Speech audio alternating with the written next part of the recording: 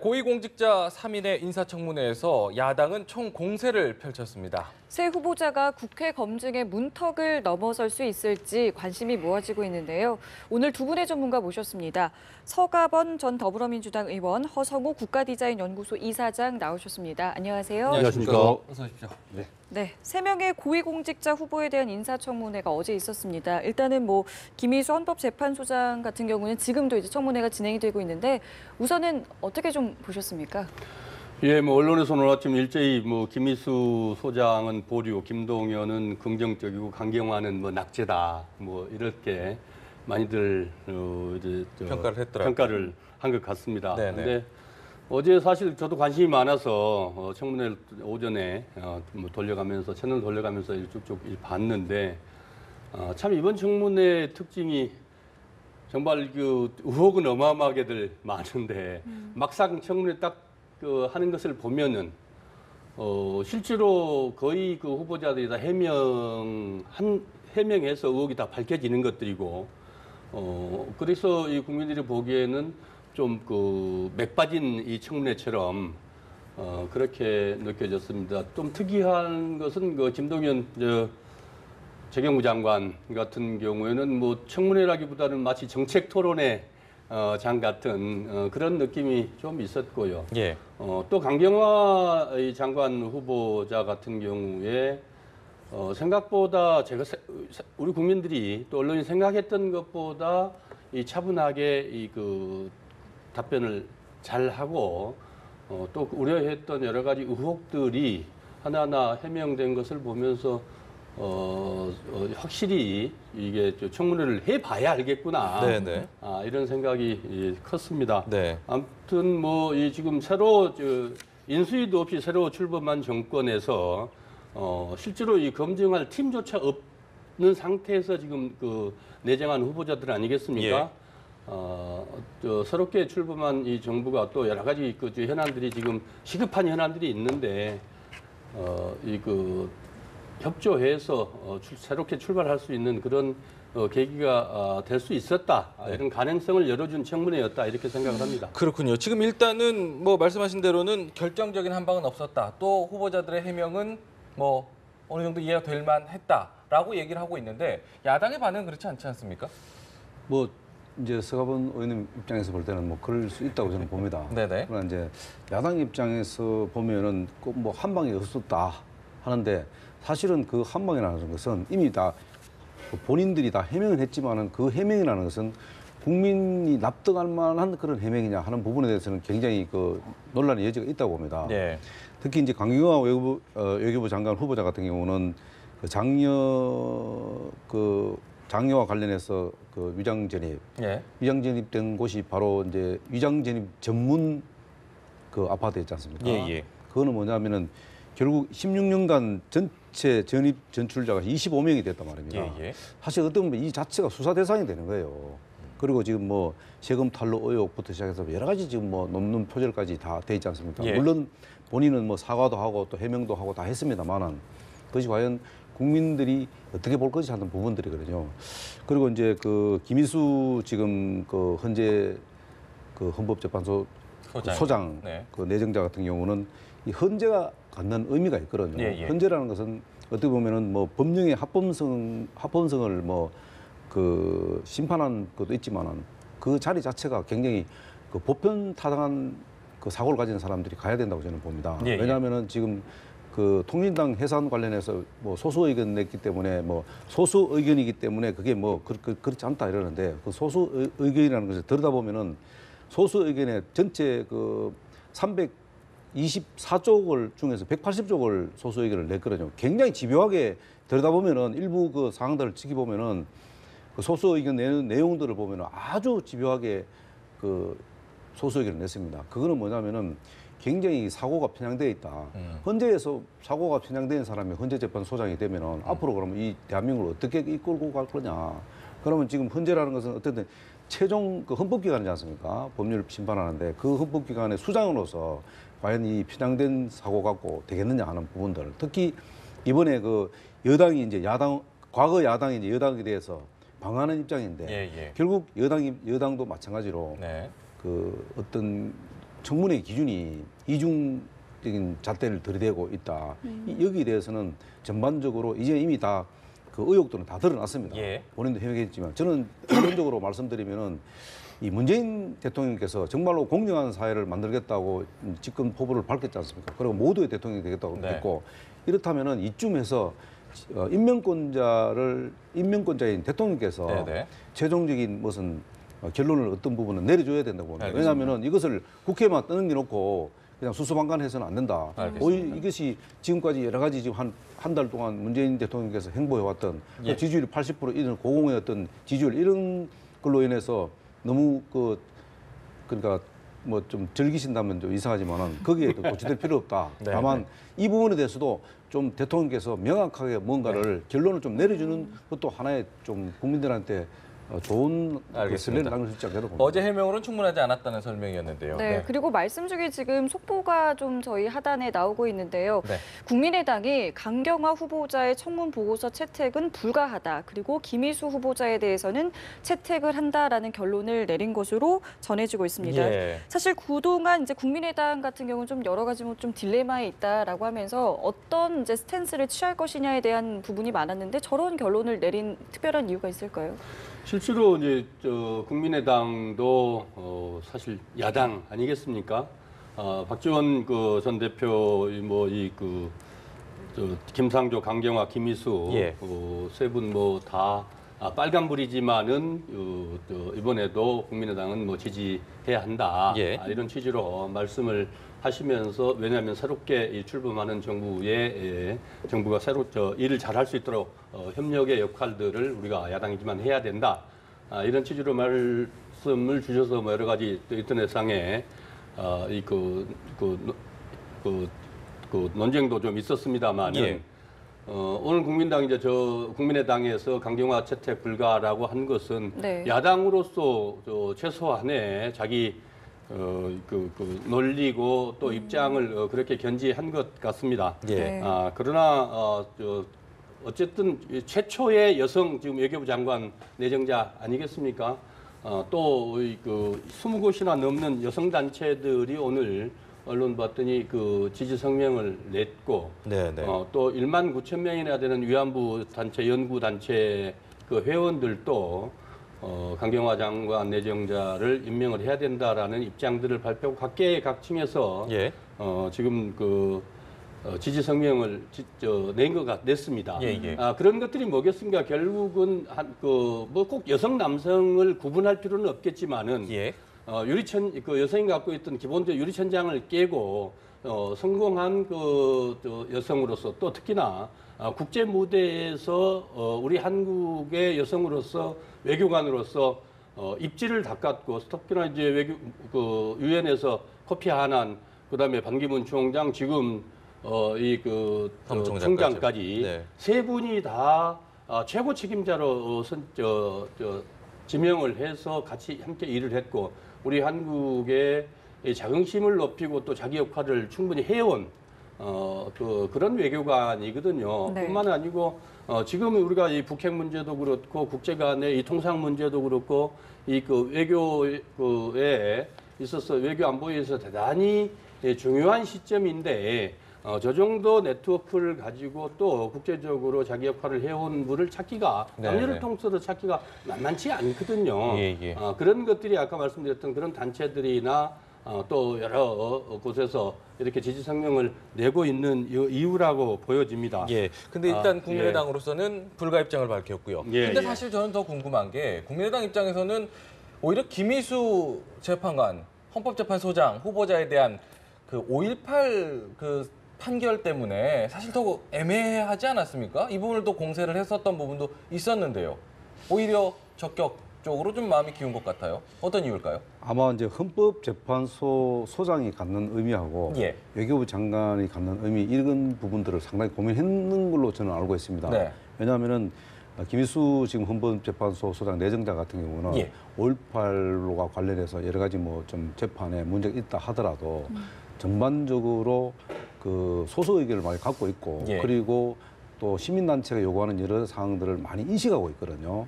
그래서 어떻게 보면 국민의당 입장에서 볼 때는 아마 찬성해 주는 것도 괜찮다고 판단될 됐다고 저는 봐요. 예. 근데 이제 그 강경화 이제 그 후보자 같은 경우는 사실 뭐 지금 서 의원께서 말씀하셨습니다만은 뭐 유리천장을 뚫고 갔는데 물론 뭐 여러 가지 하여튼 뭐 국제적으로 뭐 하여튼 뛰어난 분은 틀림없습니다. 예. 근데 지금 도덕적으로도 너무 많이 지금 연루돼 있고 물론 의혹했을 때도 하다가 그리고 또 과연 그렇다면은 이 청문회에서 이제 전문성도 따져봐야 되거든요. 예. 전문성을 또 검증하는 과정에서 보면은 이런 이야기 있죠. 뭐 사드 관련해서 뭐 이 지금 사드의 어떤 본질도 잘 파악을 못한 것 같기도 하고 또 지금 그 남북 간의 이 문제 그리고 네네. 북중 간의 문제 이런 여러 가지 북한의 이제 핵미사일 관련 문제 이런 부분들을 어떻게 해결하면 좋겠냐고 질문을 하면은 예. 그거는 뭐 북중 간의 문제를 중국이 잘 해결할 수 있도록 중국의 설명이 협력 안 충분 된다. 설명을 하겠다 이런 부분들이 과연 이게 이런 지금 아주 치밀한 그러니까 아주 지금 위험천만한 이런 그 외교적 상황에서 과연 예. 이 전쟁터 같은 외교 전쟁에 나와서 예. 협상 테이블에서 과연 우리의 역할을 제대로 할 수 있겠냐 하는 이런 의구심도 갖고 있거든요. 그러다 보니까 전반적으로 알겠습니다. 이 지금 부적격으로 결론을 내릴 수밖에 없지 않았냐. 그리고 또 어쨌든 국민의당이 자칫하면 지금 계속 지금 뭐 사쿠라 소리도 듣고 지금 이중대 소리도 듣지 않습니까? 예. 그리고 지금 상황에 지금 마음을 거스르잖아요. 네. 박지원 전 대표가 지금 두 분 다 찬성적으로 돌았는데 그렇게 가기에는 좀 국민의당 입장에서 부담스럽지 않았냐. 그래서 아마 그 강경화 지금 후보 같은 경우는 어차피 지금 여러 가지 상황이 지금 예. 녹록치 않으니까 그 부분은 일단은 그 같은 야당이기 때문에 손을 들어주지 않나 그런 뭐 입장이 저는 있는 이 것 시점에서 같습니다. 그래서 사실 궁금한 게 사실 국민의당이 캐스팅 보트 역할을 할 수 있지 않습니까? 김희수 재판관 같은 경우는 인준 과정이 필요하지 않습니까? 표결을 거쳐야 되지 않습니까? 국민의당이 동의를 한다면 통과될 가능성이 커지는 것 아니겠습니까? 그렇죠. 강경화 후보자 같은 경우는 동의해주지 않더라도 채택이 되지 않더라도 임명이 가능한 부분이거든요. 실제로 지금 이제 가장 우려하고 있는 부분이 정치적 일종의 뭐 표현이 좀 그렇습니다만 정치적 거래 네. 아니겠습니까? 이게 예. 우리가 세 명, 네 명 예. 이번 청문회 과정에서 그래도 누구 한 사람은 내놔야 된다. 희생을 그냥 내놔야 된다. 그러니까요. 이런 흥정의 청문회가 돼서는 대단히 곤란하겠다. 하지만 야당은 지금 혹시나 계속 그걸 예. 노리고 있고요. 예, 그런 그렇게 판단하고 야당에서 그렇게 판단하고 결정하지는 않을 것이라고 믿습니다만은 예. 혹시라도 우리 국민들이 보기에 가장 물론 여러 가지 후보들이 갖고 있는 여러 가지 의혹들이라든지 또 정책이라든지 이런 것들이 마음에 들지 않고 또 당론하고 배치된 부분들도 있긴 합니다만은 네네. 그럼에도 불구하고 그런 의혹들이 어느 정도 해소되고 또 자질이나 역량들이 충분히 뛰어남에도 불구하고 이 청문회에서 야당의 존재감을 확인하겠다. 그래서 최소한 누구 한 사람 내지는 두 사람 몸은 우리가 희생을 해야 된다. 내놔야 된다. 뭐 이렇게 거칠게 표현하면 네. 그런 부분들은 우리 국민들이 용납하지 않을 것이다. 네. 이런 점들을 좀 이 말씀을 드리고 싶고요. 네. 한 가지 더 말씀을 드리면 차제 강경화 내정자 같은 경우에 본인이 아픈 얘기를 했습니다. 사실 어쩌면 또 시크하기도 한데 어머니로서 이 위장전입이라는 게 엄마 입장에서 그랬는데 위장전입이라는 게 미국에서 들어올 때거든요. 국내에서 예를 들면 지방에서 서울의 강남의 좋은 학교 또는 강북에서 이 강남의 유명한 사립학교 또는 네네. 학교를 가기 위해서 위장전입을 한 게 아니고 미국 생활을 하다 한국 들어와서 적응하기에 그래도 본인이 다녔던 모교가 좀 더 낫지 않겠냐라는 그런 판단이 잘못된 것 같다라고 사과를 했었고요. 또 세금 탈루 문제라든지 여러 가지 부동산 투기 문제도 다 해소됐습니다만은 예. 경제 활동을 남편과 본인이 구분해서 했다는 거 아니겠습니까? 네. 친정 부모를 모시기 위해서 그런 부분들은 상당히 많은 국민들에게 공감도 갖고 그 내막들을 보면서 저런 게 있었구나라고 또 이해하는 부분들이 좀 있거든요. 네. 그래서 한 사람 한 사람들이 우리의 이 국가를 책임지고 또 국민들과 함께 대한민국을 끌고 갈 이 지도자들인데 책임자들인데 마치 정치적 흥정의 대상에 대해서는 대단히 곤란하겠다. 이런 말씀을 드리고 싶습니다. 알겠습니다. 이제 서 의원님께서 말씀하신 중에 조금 저는 좀 다른 입장을 좀 말씀드리고 싶은 게요. 우리가 지금 이제 그 고위공직자 청문회하는 과정에서 희생양하고 부적절하고는 좀 구별해 줘야 됩니다. 예, 예.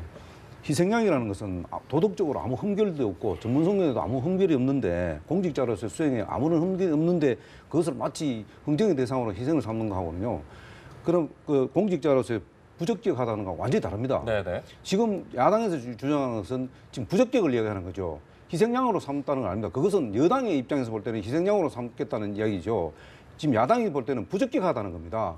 그 부적격에 대해서 그 해명이 좀 부족하다는 거 아니겠습니까? 네. 그런 거하고는 구별을 해줘야 됩니다. 네. 그런데 이제 의원께서는 자꾸 그걸 야당에서 하는 걸 희생양으로 삼는다 이러는데 그건 네네. 아닙니다. 이게 아닌 이제 걸로 정도의 저는 차이는 봅니다. 있겠지만 그 부적격이라는 것들이 결정적으로 내 사익을 취했는지 또 부동산 투기를 해서 어떤 이익의 목적이 있었는지 또 위장전입의 문제도 2006년 또 우리가 문제 그런 기준들을 만들어졌을 때 또 청문회 이 그 청문회가 이전이냐 이후냐의 문제도 있고 또 아까 말씀드렸듯이 내 아들을 그 다른 애들과 이 경쟁에서 달리 이익을 위해서 그렇게 한 것인지 등등 예, 예. 여러 가지 불법적 요소라든지 또 도덕적으로 여러 가지 그 결정적인 문제들이 있냐를 가지고 따지는데 알겠습니다. 사실 이런 부분들이 거의 뭐 부족한 부분도 있기는 위반 부분이 있기는 합니다만은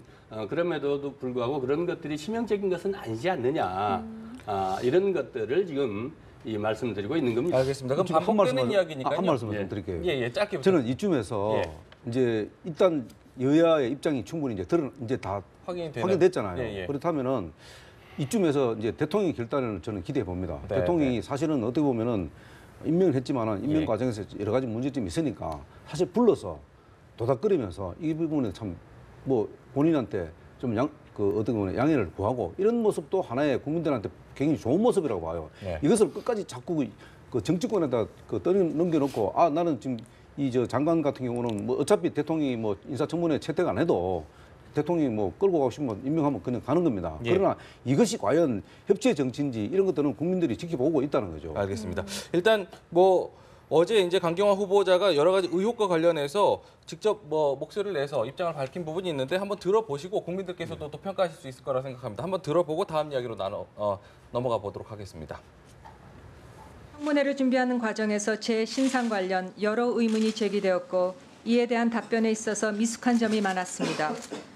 이 과정에서 공직자에 대한 국민들의 잣대가 얼마나 엄중한지 뼈저리게 느끼고 많은 자성을 하게 되었습니다. 과거 저와 제 가족의 사려 깊지 못한 처사로 무리를 일으킨 데 대해 매우 죄송스럽게 생각하면서 깊이 사과드립니다. 그래서 엄마의 마음으로 제가 다녔던, 제가 잘 알고 있던 모교에 넣으면 아이가 좀 쉽게 적응하지 않을까 하는 단순한 면에서 그렇게 했는데 공직자로서 그야말로 판단이 부족한 그러한 부분이었습니다. 대단히 죄송스럽게 생각합니다. 네, 강경화 후보자의 목소리 들어봤고요. 지금 이 시각에도 이 김희수 후보자에 대한 인사청문회 이틀째 진행이 되고 있는데요. 일단은 어제 있었던 목소리 저희가 좀 요약을 해봤는데 함께 보고 오겠습니다. 민주화 항쟁 당시 목숨을 걸고 나선 시민들에게 정식으로 사과를 할 의향은 없으십니까? 5.18은 저에게 굉장히 괴로운 역사였습니다. 당시 그 네 분의 경찰관이 돌아가셨고 또 그분들이 유족에 계시는데 그분들의 유족들의 슬픔과 아픔 이것을 참작하지 않을 수 없었고 제 판결의 결과로 지금까지 고통을 받고 있는 사람들에게 진심으로 죄송한 마음입니다. 네, 김희수 재판관 후보자의 헌법재판소장 후보자죠. 후보자의 목소리 듣고 왔는데 지금 보면은 지금은 차분하게 5.18 관련해서 이제 사과 입장을 밝혔는데 그 동안에 사실 청문회 때는 뭐 호통도 없고 차분한 토론회 같았다는데 어제 같은 경우는 굉장히 좀 이렇게 공방도 오고 갔던 것 같아요. 어제 청문회 보시면서 어떤 느낌을 좀 받으셨나요? 원래요. 네. 그 여당 입장에서는 네. 일단은 기선을 제압하기 위해서는 네. 논리적으로 부족하면 큰 소리를 소리로 제압하는 거예요. 예. 일단 큰 소리 치놓고 야당의 목소리를 제압하는 거예요, 원래. 네. 근데 사실 여당도 보면은 방어 논리가 그게 만만치 않아요. 쉽지 않다고요. 그러다 보니까 아까 말씀드린 대로 호통하고 큰 소리 치고 이렇게 시작하는 거예요. 네. 근데 막상 들어가 보면은 야당도 한 방 없지만은 여당도 그렇게 막 반대 논리에 그렇게 아주 임팩트 있는 게 없어요. 네. 그래서 결국은 소리 칠 수밖에 없는 거예요. 네. 그래서 그 소리에 대해서 또 야당도 못 받아치고 이렇게 하는 거예요. 이렇게 하다 보면은 좋아지는 거는 후보자만 좋아지는 거예요. 그러면서 시간은 계속 흘러가는 거예요. 제대로 된 검증이 좀 어려웠었다. 그렇죠. 라는 해석으로 네. 들릴 수 있네요. 사실 청문회 방법론에 대해서도 사실 뭐 고민도 지금 뭐 이 시점에서 할 문제인가 싶긴 하지만요. 늘 나온 얘기입니다만은 예. 늘 나온 겁니다만은 이제 서로 간의 의견들이 다 대립되고 또 격해지다 보면은 또 격해지고 또 논리가 좀 딸리다 보면은 우선 호통을 한번 쳐서 요즘 말씀 주신 대로 기선을 제압해 놓고 들어간 경우가 왕왕 있거든요. 그래서 이제 국민들로부터 또 지탄을 받기도 하고 그러지 않습니까? 예, 어제 청문회 사실 이제 헌법재판소장이 그간에는 그렇게 우리 국민들한테 이 직접적으로 와닿는 게 약했거든요. 많지 그러나 않았습니다. 이번에 이제 박근혜 대통령 탄핵을 기점으로 해서 이 그 헌법수호기관 명백한 헌법수호의 최후의 이 보류다 그런 기관으로 중요성이 우리 국민들에게 충분히 인식이 됐고 그로 인해서 헌법재판소장의 이 청문회가 주목을 받게 됐죠. 그런데 이제 내용을 들여다보면은 사실 큰 별게 없거든요. 개인적 비리가 뭐 많이 나온다든지 무슨 뭐 자질이 문제가 된다든지 이런 것보다는 결국 그 이제 의견을 냈을 때 예. 이 소수 의견을 너무 많이 냈다는 것 아니겠습니까? 그런데 재판관이 그 각자가 다 이건 대법원하고 또 달라서 서로 헌법소장이 재판관들의 의견을 조율해서 하나의 의견으로 이 그 결정을 내는 게 아니거든요. 예. 각자의 의견들을 다 내서 그래서 그걸 가지고 다수 의견에 따라서 이제 결정이 되는 것이기 때문에 네. 그거에 결국 그래서 헌법재판소의 이 존재 가치가 있는 것 아니겠습니까? 예. 그것을 가지고 하나하나를 가지고 이 문제를 삼는다는 것은 이 사리에 맞지 않는다 이렇게 생각이 되고요. 두 번째로 이 5.18 관련 네. 재판 참 안타깝고 이 가슴 아픈 일이고 사실 왜 그랬을까라는 저도 뭐 속상하고 좀 화가 나기도 하고 그랬습니다만은 예. 또 엄밀히 들여다보면은 그때 당시에 그 엄혹한 상황이라는 게 우리 국민 누가 어느 사람이 자유로웠겠습니까? 사실 재판관의 법관에 임용이 돼서 한 게 아니고 병역 의무를 지금 이행 중이었거든요. 사실은. 네. 그때 당시 군사 정권 사실은 이 쿠데타 세력들이 장악하고 있고 그냥 군합발로 총칼로 이 국민들을 짓밟던 시절 아니겠습니까? 예. 그 시절에 군인 아닙니까? 군인. 그런 것들에 대해서 본인도 충분히 사과했고 또 당사자인 5.18 재단 관계자들도 헌법재판소장을 하는데 아쉽지만 헌법소장직을 수행하는 데는 별 문제가 없다라고 네. 입장을 당사자들이 그렇게 의견을 냈기 때문에 네. 이 문제는 그렇게 이 정도로 해서 소장직을 수행하는데 큰 문제는 없겠다 이런 이 생각이죠. 예. 저는 이제 조금 이제 다른 의견입니다만은 이제 서현님께서 말씀하신 저도 이제 뭐 5.18 그 민주화운동 당시에 이제 시민군을 버스 태워갖고 그 4명이 사상 일어났지 않습니까? 그 부분 재판하는 데서는 저는 그 당시에 뭐 피해자 가해자 입장에서 볼 때는 뭐 그 판결에 대해서는 저는 뭐 가타부타 얘기하고 싶은 생각이 없어요. 다만 이제 두 가지 지적하고 싶은 게 아까도 말씀드렸습니다만은 헌법재판소가 갖는 위상이라든가 예. 역할 이런 것들이 소수 의견을 지나치게 많이 내다 보면은 헌법재판소가 자꾸 잘못하면은 그 이념적으로 편향돼 갈 수가 있다. 왜냐하면 수장이지 않습니까? 예. 재판관이 아니고 헌법재판관 청문회도 했습니다. 김희수 지금 헌법재판소 소장 내정자 같은 경우는 그래서 그 통진당 해산의 소수 의견 냈던 거고요. 또 하나는 예. 뭐냐면은 지금 우리 사회에서 가장 지금 이념적으로 갈등 있는 정교조 법외노조 반대 의견 여기도 냈었거든요. 이것이 뭐 정교조 법외노조 반대에도 소수 의견을 냈습니다. 그러니까 우리 사회에 굉장히 쟁점화되고 있는 이념적으로 이런 부분에 대해서는 항상 늘 소수 의견을 냈단 말입니다. 네네네. 이 부분에 대해서 이념적으로 너무 편향되어 있지 않느냐. 네. 이 편향된 시각으로 헌법재판소 소장 역할을 과연 할 수 있겠냐 하는 부분들을 야당이 지금 지적하는 부분은요. 거기에 대해서 저도 개인적으로 맞다고 봅니다. 그 부분에 대해서 오늘 아마 뭐 청문회에서 그 부분에 대해서 좀 더 이제 뭐 아주 강도 높게 아마 그 청문을 이제 청문회 하겠죠. 네. 하지만 이런 부분들이 앞으로 이제 어떻게 그러니까 소장 되기 전하고 또 이후에 하고 상황이 또 달라질 수 있으니까 예. 그렇다고 해서 청문회를 통과하기 위해서 그 자기의 어떤 그 신념과 이런 거를 바꿔서는 안 된다는 거죠. 알겠습니다. 그래서 그 청문회 과정에서 그걸 밝힐 필요가 있다고 보는 거죠. 네. 예, 소수 의견이라는 게 그래서 헌법 그 재판소의 그 설치 이유가 거기에 있는 거거든요. 결국은 지금 이명박 박근혜 정권 때 헌법재판소의 의견들이 너무 다수 의견이 너무 많았다는데 오히려 불만이고 이 그 안타까움을 표시한 국민들도 많거든요. 다양성이 없었다. 전교조 문제도 마찬가지고 통진당 해산 문제도 네. 우리 국민들이 통진당의 해산 사유가 있어서 결정을 그렇게 했지만은 그것을 한 개인의 그 당원들 개인의 문제들 가지고 이 정당 자체를 해산하는 것은 세계 유례가 없고 또 그것은 온당하지 않다라는 우리 국민들의 시각 또 의견들은 또 많거든요. 예. 그런 의견들을 담아서 또 우리 약자, 소수자들의 의견들을 담아서 그 입장을 피력한 것이 뭐가 이념적 편향이라 하겠냐는 거죠. 설사 또 이념적 편향성이 좀 있다 손 치더라도 그 9명의 구성원들, 재판관들 구성원들이 다 그런 건 아니거든요. 각자 의견을 가지고 네, 또 네. 지금의 소수 의견이 나중에는 본인도 그렇게 말씀을 하셨습니다만 다수 의견이 됩니다. 그렇지 않습니까? 호주제 폐지 문제도 그랬었고 동성동본 문제도 그랬었고 여러 가지 지금 그런 것들이 시대적 상황에 따라서 법이라는 것은 계속 진보해 가는데 또 예. 변해 가는데 그때 지금이 소수라고 해서 앞으로 미래가 그 계속 소수라는 거는 없거든요. 알겠습니다. 그래서 그게 헌법재판소장의 직을 수행하는 결정적 장애요인이 된다. 예. 그렇게 생각지는 않고 야당이 자유한국당에서 또는 바른정당에서 그런 의견들을 충분히 제기할 수 있다고 봅니다. 청문회에서. 그거는 또 그분들의 그 당의 입장에서 그 문제 제기를 충분히 할 수 있는 것이고 그게 뭐 옳다 그러다의 문제는 아니거든요. 예.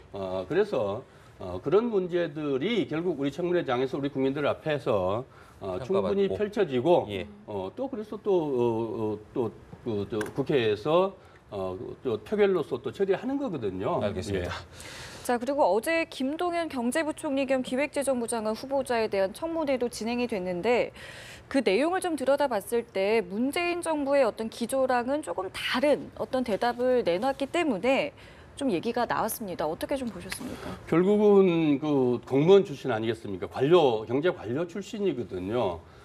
대통령은 정치인입니다. 네. 또 선거 때 공약과 그다음에 대통령의 기본 정책들을 가지고 5년 동안 내가 이 국가를 이렇게 국민들을 위해서 국가를 위해서 이렇게 이런 정책들을 가지고 대통령직을 수행하겠습니다라고 해서 국민들이 인정을 해서 대통령이 당선됐고 그 정책들을 이제 하나하나 그 정부에서 그 관료들과 함께 펼쳐 나가는 거 아니겠습니까? 지금까지 자기 철학을 가지고 또 식견을 가지고 또 이념을 가지고 또 공무원들하고 해서 다 있죠. 해왔는데 어느 순간 또 대통령하고 일치될 수는 없는 거 아니겠습니까? 결국 공무원이 갖고 있던 공무원은 공무원입니다. 공직자는 공직자거든요. 그러면은 이 공직자 갖고 그렇다고 공직자 장관이 내 의견대로 모든 것을 또 해결할 수는 없는 거거든요. 네. 그런 그 다양성들을 충분히 가지고 그러면서도 국민을 위해서 또 국가 경제를 어떻게 끌고 갈 것인지를 조율하고 또 그렇게 해 나가는 게 새로운 정부죠. 예. 지금 보면은 그래도 이명박 박근혜 정부의 인사였다라는 좀 이미지가 너무 강해서 그때 당시 정책들과 관련된 입장들도 과거에 내놓은 것들도 있다 보니까 아무래도 야당에서는 우려하는 부분이 좀 컸었던 것 같아요. 아니 이제 김동연 지금 이제 그 부총리 후보자 같은 경우는 예. 그 이명박 정부 때 그 국정과제 비서관을 했잖아요. 그렇죠. 실제로 그 이명박 정부 때 핵심적인 그 전략을 짜고 수행했던 사람이기 예. 때문에 하루아침에 정권이 바뀌게 돼서 말을 바꿀 수가 없잖아요. 그래서 지금 그 청문회 위원들이 보통 질문할 적에 네. 청문 그 대상자가 후보자가 자기가 원하는 답이 나오지 않을 때는 똑같은 질문을 계속 여러 번 하게 되어 있습니다. 근데 이번에 마침 이제 질문을 심재철 의원이 이제 한국당 심재철 의원이 네, 질문하니까 이 지금 4대강 사업에 그렇죠. 대한 어떤 생각이 어떠냐 이랬더니 지금 이제 이명박 대통령께서 이야기하는 생각하고 또 본인의 생각하고 조금 이제 온도 차이가 좀 나니까 그거에 대해서는 굉장히 이제 또 야당 입장에서 볼 때는 뭐 이 정도면 뭐 정책 수행 능력에는 충분하겠구나. 국정 수행 능력에는 아무 이상이 없고 이렇게 생각하는데 사실은 지금 서 의원님께서 말씀하셨습니다만은 공직자라는 것은 예. 정권이 바뀐다 하더라도 어떤 그 업무의 연속성이라는 게 있거든요. 정권이 바뀐다고 해서 어떤 정책이 갑자기 하루아침 뒤집고 이렇게 하면은 도덕적으로 비난을 받을 수 없죠. 비난받을 수밖에 없습니다. 네. 그런 측면에서 봐준다면은 어쨌든 뭐 도덕적으로 큰 문제가 없고 또 정책 청문회가 된다는 것도 굉장히 중요하죠. 이보다 이제 더 중요한 것은 아마 앞으로 국가 재정 건전성 관련해서도 상당히 아마 검증이 될 겁니다. 네. 그 부분도 아마 이제 이 업무의 연속성으로 관련해서 앞으로 이제 우리 대한민국의 어떤 재정 건전성 관련해서도 굉장히 중요한 지금 자리에 앉아 있잖아요. 예, 그 부분이 예. 지금 갖고 있는 위치 자체가. 그래서 이것은 뭐 여야 논리를 떠나서 대한민국을 놓고 지금 다투어야 할 그런 상황이다. 그러나 이 부분은 여야가 없다. 정책에 대해서는 이 그 재정 건전성이라든가 이런 그러니까 그 부총리가 갖는 역할이 있거든요. 네. 그 역할은 사실 뭐 여야가 관계없이 사실 굉장히 중요한 자리이기 네, 때문에 네. 오히려 그 정책 그 청문회 하는 데는 큰 무리가 없지 않겠나 저는 그래 봅니다. 이분법적으로 이거냐 저거냐를 갖고 선택해라. 이거는 정부 정책이 없는 거죠. 예를 들면 소득주도 성장이 문재인 대통령 소득주도 성장인데 김동연 내정자는 이 성장주도 이 혁신 성장을 강조해서 그렇죠. 정책이 다르다. 예. 또 4대강이 적폐냐 아니냐. 그러면은 장관 내정자가 4대강을 이 적폐라고 얘기해서 되겠습니까? 예. 지금 그게 그 많은 사회적으로 논란을 가지고 잘못된 것들이 여러 개 많아서 그 문제들을 정확하게 지금 조사를 하고 있는 거 아니겠습니까? 또 거기에서 또 뭐 100% 다 잘못된 게 어디가 있겠습니까? 정책이. 예, 그 중에서도 선의를 갖고 한 것들이 있겠죠. 그러면은 정부 이 장관이 경제 책임자가 결국 분배냐 성장이냐. 지금 그렇게 이분법적으로 아니고 분배가 결국 성장을 주도하고 또 성장이 또 분배를 주도하는 게 경제 정책 아니겠습니까? 예. 그런데 이걸 갖고 딱 집어서 지금 말씀 주신 대로 적폐입니까? 이겁니까? 그러면서 대통령하고 다른데 네. 당신 지금 이 정부의 이 경제 수장 맞냐? 이렇게 따지는 것은 온당하지 않고 적절치 않죠. 일단 어제 뭐 유승민 의원 같은 경우 뭐 부총리가 돼야 되니까 지금 뭐 말을 못 하겠지만 만약에 하게 되면 좀 제대로 된 정책과 관련된 이야기를 좀 휘둘리지 말고 대통령이 직접 해라. 뭐 이런 얘기를 한 거 보니까 이런 것도 있을 겁니다. 이제 네. 전 정부에서 이제 국가 정책과 관련해서 예. 어쨌든 예스맨이 다 됐잖아요. 네네. 청와대에서 지시한 대로 다 따라가고 이것이 아닌다 잘못된 정책이라 생각하는데도 불구하고 사실 어떻게 보면 고위공직자는 전문성을 갖고 있잖아요. 오래동안 한 그 정책에 대해서 집중적으로 연구를 하고 시행해 왔단 말입니다. 예. 거기에 대해서 가장 누구보다도 잘 알고 있는 사람인데 청와대에서 한마디 했다고 해서 그걸 갑자기 예스맨이 된다는 것은 누구도 원치 않죠. 국민들도 알겠습니다. 원치 않고 정치권도 원치 않죠. 알겠습니다. 그런 예스맨이 되지 않도록 야당에서 주문하는 거죠. 그건 어떻게 보면 뭐 바람직하다고 봐야 되겠죠. 알겠습니다. 어제 청문회에서 또 사실 뭐 여야 이게 공수가 좀 바뀌면서 뭐 호랑이가 고양이가 됐다는 얘기도 있었는데 저희가 준비한 목소리 한번 들어보고 이야기 더 나눠보겠습니다. 이요. 저도 장관도 해보고 해봤습니다만은 이 정도 의혹이면요. 우리 그 고위공무원단 고공단 하는 거 있죠. 국장에서 1급 올라가는 그 검증에서도 저 정도면 통과하기 어려운 수준입니다. 여당 의원님들은 옛날에 전부 호랑이 같으시더니 지금은 전부 고양이가 되셨어요. 예, 이거 어떻게 검증을 하시려고 그러시는 건지 치어리더 역할을 하시려고 그러는 건지 잘 모르겠습니다만은 예산실장 2차관 하면서 2011년, 12년도에 계속 예산을 집어넣는데 문제 제기를 안 했다는 것도 저는 이상합니다. 그러니까 지금과 같은 재정의 왜곡, 대통령께서 말하는 혈세 낭비 사례가 생긴 거죠. 무엇이 잘못돼 가고 있으니 이렇게 하면 기재부 예산 전체를 운용하는데 잘못됐다는 방향을 바로잡기 위한 노력조차 흔적이 보이지 않습니다. 네, 여야가 바뀌니까 공수도 좀 바뀌었다 이런 지적이었는데 사실 뭐 그 앞서서 최경환 홍문종 의원 같은 경우는 사실 친박의 핵심이다 이런 이야기를 들었었는데 그동안 사실 뭐 이렇게 드러날 기회가 없다가 어제 청문회에서 한꺼번에 많이 모습을 보였습니다. 어떻게 보셨어요 어제? 네티즌들 그 인터넷상에서 논란이 많았습니다만은 이 국정 파탄의 이 주도적 책임자는 또 그거는 그것대로 평가를 받더라도 지금 엄연히 또 현재 국회의원이고 또 청문위원이니까 예. 또 그 역할은 그 역할대로 인정을 할 수밖에 더 있겠습니까? 뭐 보기에 너무 속상하고 안 좋아 보이지만 그거는 뭐 전혀 별개의 문제고요. 예. 이거 뭐 여야가 서로 바뀌어서 지금 뭐 호랑이가 조용히 호랑이 됐다, 뭐 이런 고양이 됐다, 뭐 이런 말씀을 하십니다만 그건 너무나 당연한 것 아니겠습니까? 왜냐하면 우리 국민들이 여당에게는 국정 운영의 책임을 가지고 여당을 평가를 하는 것이고 예. 야당에게는 근본적 본질적으로 이 정부 여당을 이 국정 운영에 대해서 이 견제와 비판 감시를 하도록 주책무가 그렇게 주어져 있는 거라고 우리 국민들도 다 알고 있습니다. 네. 그렇게 당연히 그래서 여당 의원들 입장에서 보면 정부에서 1차적으로 다 검증을 했고 또 관점 자체가 결국 얼마나 책임성을 가지고 정부 정책을 잘 꾸려갈 것인지를 보는 것이고 네. 그럼에도 불구하고 또 그렇다고 뭐 비리가 있다든지 걱정 의혹이 있는데 그다음에 그 식견이 부족한데 그 사람을 옹호할 수는 없겠지만은 예.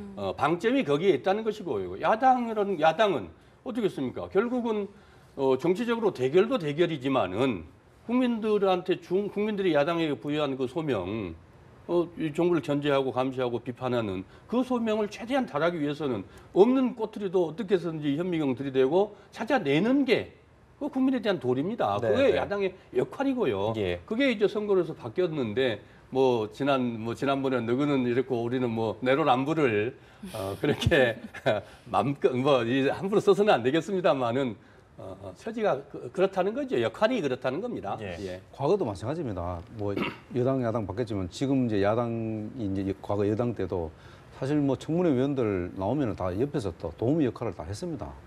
그러면서 이제 그 중요한 것은 뭐냐면 정말로 이 청문회 본질이 고위공직자로서 자질이 있느냐. 그 자질이라는 것은 도덕적 뭐 판단도 있고 뭐 전문성도 있고 국정수행 능력 이런 것들이 다 포함되어 있기 때문에 예. 그런 부분들을 좀 이제 꼼꼼히 좀 챙겨야 된다. 이제 어제 같은 경우는 이제 최경환, 홍문종, 윤상현 이제 새 의원 같은 경우는 거의 이제 뭐 친박의 핵심이라고 봐야 되잖아요. 네. 이분들이 나서서 이제 뭐 일단 청문회 어떤 그 청문회 위원으로서 어떤 역할을 했는데 뭐 선생님께서 잘 말씀하셨습니다만은 또 그건 그거고 또 뭐 친박은 또 친박이고 네. 청문회 위원은 또 위원으로서 또 역할을 해줘야 됩니다. 네. 그 역할이라는 것이 과연 이제 제대로 된 진짜 꼼꼼하게 챙기는 건지 아니면 적당하게 과거에 우리도 이랬으니까 막 적당히 넘어가자 할 건지 이런 부분인데 그래서 지금까지는 보면 야당이 정말로 아직까지는 지금 야당다운 전사의 모습을 지금 보여주지 못하는 것이 조금 아쉬움이 있다고 봐야 되겠죠. 예.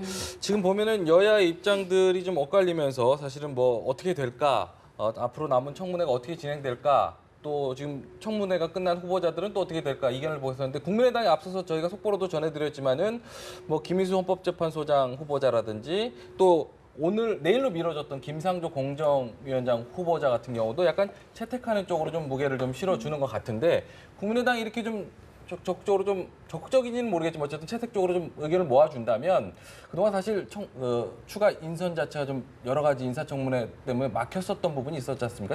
청와대 쪽에서도 좀 속도가 날 거라고 기대를 하시나요? 속도는 날 겁니다. 왜냐하면 문재인 정부 들어서면서 민주당의 앞으로 역할이 어떨 거냐 그게 굉장히 관심이 많았거든요. 예. 그리고 결론적으로 뭐냐면 민주당은 결국은 문재인 정부를 도와줄 수밖에 없을 것이다. 왜냐하면 태생적으로 국민의당은 그 호남을 기반으로 그 정당이기 때문에 지금 어쨌든 가장 지금 문재인 정부의 핵심인 이낙연 지금 총리가 호남분이지 않습니까? 네. 그렇기 때문에 어쨌든 국민의당 입장에서도 문재인 정부를 빨리 도와서 이 문재인 정부가 빨리 제대로 굴러가기를 아마 바랄 겁니다. 그런 측면에서 볼 때는 같은 동색인 야당 입장에서 볼 때는 좀 밉죠. 이 뭐 왔다 갔다 어떤 때는 뭐 어떤 케이스 같은 경우는 여당 편 들었다라 또 어떤 케이스 같은 경우는 다른 케이스는 또 야당 편 들었다 이렇게 하니까 그래서 결국은 뭐 자꾸 공격을 하는 이준대 소리도 듣고 뭐 이렇게 하는데 네네. 결국은 이제 국민의당이 이것도 앞으로는 한계가 있다고 봅니다. 어느 정도까지는 네네. 앞으로 이제 더 많은 이제 문재인 정부가 내각이 완료가 되고 정상적으로 돌아갔을 경우에 현안 문제가 터졌을 적에 거기에 과연 앞으로 국민의당이 어떤 입장을 취할지는 이제 그때 가서 제대로 평가받을 겁니다. 네. 국민의당뿐만이 아니고 바른정당도 역시 그 소수 야당으로서 자기 또 특히나 이제 거대정당에서 떨어져 나와서 자기 혁신의 길을 지금 가고 있지 않습니까? 네. 국민들에게 그 평가를 받기 위해서는 이 정말 이게 트집 잡기식의 이 그 과거 야당이 아니고 말 그대로 새로운 패러다임, 새로운 모습의 그런 그 혁신적인 모습들로 국민들에게 그 인정받지 않으면은 사실 알겠습니다. 중간에서 참 애매한 그 모습 형국이 돼서 네. 결국 살기 어려운 자기 혁신이 없이는 새로운 모습을 보이지 않고서는 생존하기가 어려운 현실적 고민이 있다고 봐야 안 되겠습니까? 알겠습니다. 저희 두 분 말씀은 여기서 마무리 짓도록 하겠습니다. 오늘 고맙습니다. 예, 감사합니다.